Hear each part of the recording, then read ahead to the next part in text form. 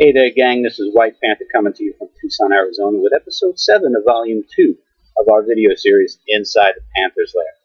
Today we'll be talking about a song called Make Your Move. Really interesting day at the studio when we set this one down.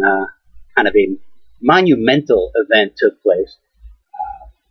A buddy of mine from back in New York, my brother from another mother, two peas in a pod, however you want to dice it and slice it.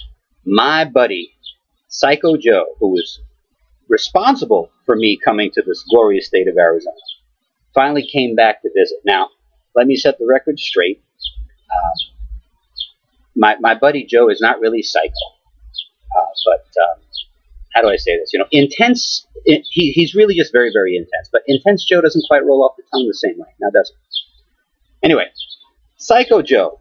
Flying in, I'm in the studio that day. I think I had, good Lord, I think we probably had a 10-hour session in the studio that day. We cranked out 3 songs and finished up a little work on another one. We had an absolute blast in the studio all day.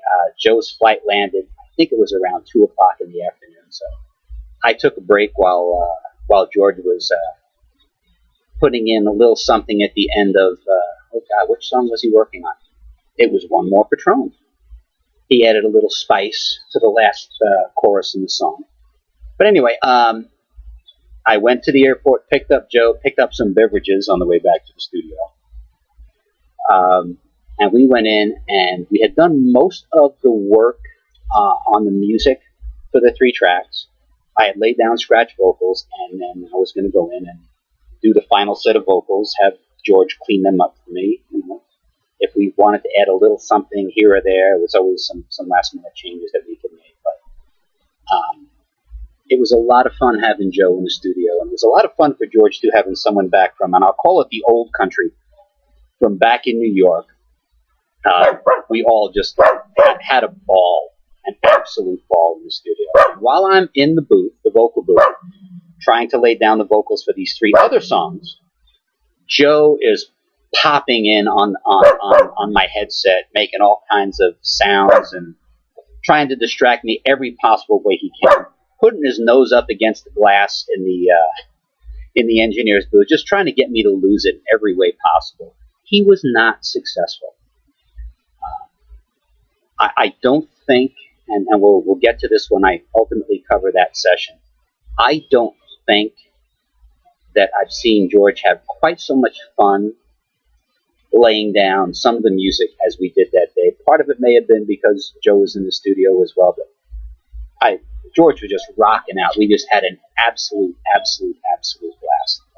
Now the best part of this is we're done with the 3 songs. George fixes my vocals. We do the mixes. I've got everything I need, and there's no way in hell I'm letting George go home.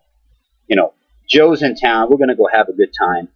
We head across the street from the studio to Cervasa's, the now infamous place where I wrote a song called Cerveza, but that's the next demo album out. We'll come back to that too. So we're sitting there at the bar, and we are putting a serious dent in their agave supply. And we're sitting there talking, and Joe's sitting there next to me at the bar, and he's chatting with George, another buddy of mine. Phil had actually stopped in. I don't remember if he met us at the studio or if he met us at Cervasa's. Anyway, we're sitting there, and at Cervasa's, there's, you belly up to the bar. There are seats on this side of the bar. There's seats on the outside of the building facing into the bar, and there are a few tables in the outdoor seating area. And there is this gal, big old hair. I mean, huge, big, pride of Texas, big hair teased to the moon. And I don't know how else to say this, but she is eyeballing Joe like he is dessert. And she's got a fork in both hands, and she's ready to go at him. And Joe, being Joe, is just completely oblivious to the situation. And I finally, bring it to his attention. And I'm like, well, Joe, I mean, you're in town.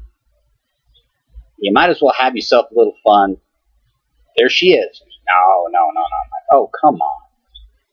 Are you going to get on up and make your move, or should we just hit the road? get on up, make your move, or just hit the road. I'm like, well, you figure out what you need to do with this gal over there. I excused myself from the bar. I went outside, had to walk right past her, and Joe was looking at me thinking that I'm going over to talk to her for him. I went out, found a nice quiet spot outside, traffic buzzing by while all this is going on, and this song comes to me. And it all started off the hook of, you're going to get on up and make your move or just hit the road. So literally busted out the BlackBerry, sang it right there on the spot. Now, we had just laid down 3 full songs, tweaked them, mixed them, and I was extremely happy with getting that much work done in one day. And here I am at the end of a 10-hour day, a couple of, I'll say, shots of Patron into this, and this other song just comes to me, and I sing it like I'm taking dictation. I go back inside, and as I'm walking back inside, I'm sending the a cappella vocals to Joe's phone, to Phil's phone, and to George's phone. When we ultimately found the time to get back into the studio to lay that one down, and I knew full well that after having Joe in the studio, I had to, absolutely, positively, had to lay down Joe's song. This became Joe's song. There is another song that I actually wrote with Joe. Good Lord, it was the next day or the day after when we took a trip from my place out in the sticks and Cochise out of Tombstone. That's a song I will never, ever acknowledge, ever give anyone details on. If there was ever a question on whether or not White Panther is going straight to hell, the song that Joe and I wrote in the car that day pretty much locks it. Anyway, if we ever sit down face to face, if we ever share a beer or a shot of tequila, you might just be able to twist my arm and get that one out of me. But for now, I'm just going to keep that one under my hat. All that having been said, hope you enjoyed a little bit of the background of this song. It's kind of a musical departure for me. It almost kind of has a merry-go-round kind of Celtic ballad feel to it. At the very end of it, we kind of just fade to silence, and I kind of liked how that worked out, so I actually had George do the exact opposite on the front end, so it kind of fades in from silence, and it's the same chords, same melody, the same background music, just cycling through and through and through.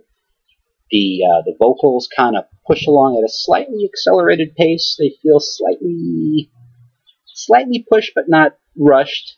You'd be the judge when you give a listen. Anyway, once again, this one was for my buddy Psycho Joe, my brother from another mother. I'm sure when he sees this video, he's going to cringe, but after all the crap he put me through in the studio that day, this is the least I can do for him. So anyway, as usual, this is White Panther asking you to keep music in your hearts, and as always, may God bless you.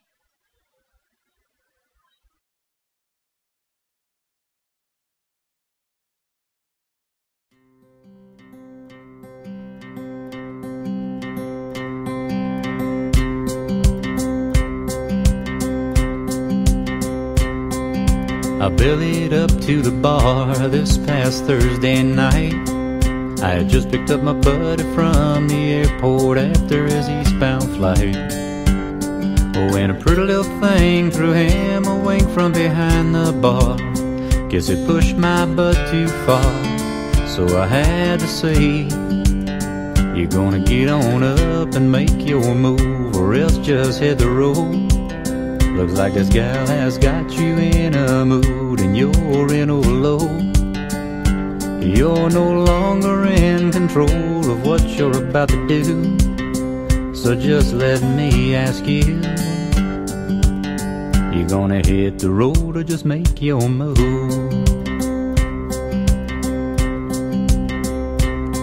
She was acting awful shy, like sometimes barflies do. And then she looked him in the eye, but he didn't know what to do. So he had another drink and some time to think as his courage grew. And right then and there I knew I wouldn't have to say, you're gonna get on up and make your move, or else just hit the road. Looks like this gal has got you in a mood and you're in overload. You're no longer in control of what you're about to do. So just let me ask you, you gonna hit the road or just make your move?